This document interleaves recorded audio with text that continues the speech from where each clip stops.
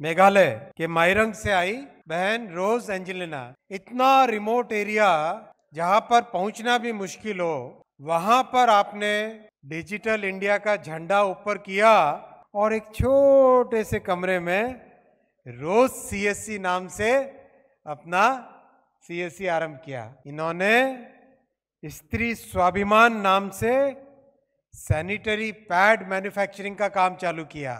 रोज Angelina बहन एक entrepreneur भी है, एक टीचर भी है और एक ट्रेनर भी है।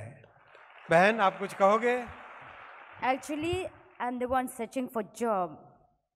But now, since I've joined CSC, I'm the one providing jobs. Since I started CSC in 2015, today is 10th anniversary of my CSC center, Rose CSC.